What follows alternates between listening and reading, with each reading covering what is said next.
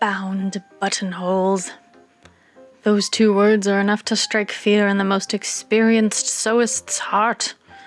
They are the devil's buttonhole. They are tiny and require witchcraft. But have no fear, because today we shall conquer bound buttonholes together. No, really, they're actually not that bad. First, before we plan our attack, we must understand the inner workings of the bound buttonhole.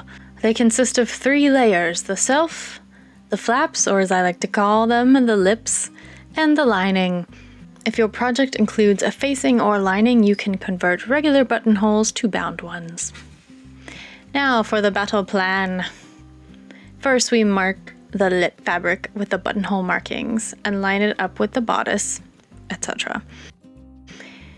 Next, we pin that in place, right sides together like so. Now, it is always recommended that you perform a test buttonhole, unlike your captain. That's me. Take your fabric's weight into consideration. You may need bigger buttonholes to accommodate your buttons. Count how many stitches it takes for you to complete the rectangle. For example, I did 8 by 3 stitches. Use that knowledge to complete the rest of the rectangles. Do not rely on markings alone. Counting is more accurate. When you get to each corner, backstitch 1 before lifting your presser foot and pivoting. This prevents the stitching from being pulled into a non-90-degree angle.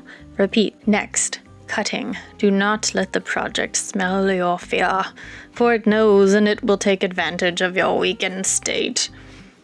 Cut the fabric between each rectangle, then carefully cut into them like so. Put a bit of fray check on each one to prevent fraying. Cut all the way to the corners.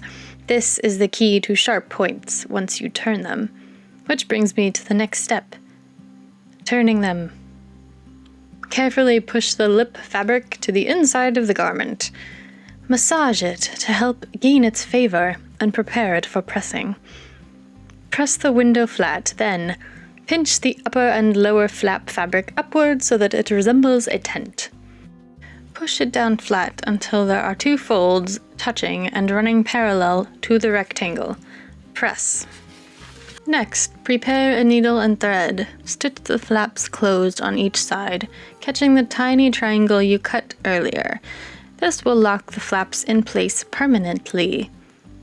Use pinking shears to cut off the excess fabric. Proceed with your garment.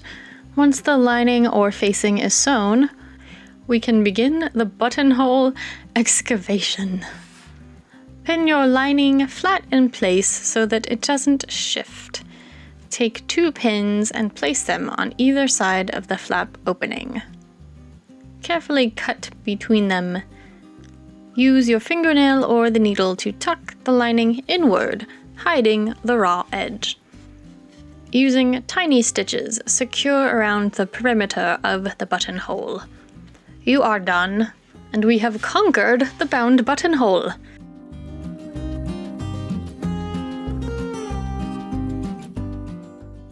And if you're surprised that I continued this voice the whole time, so am I. Thanks for watching. Bye.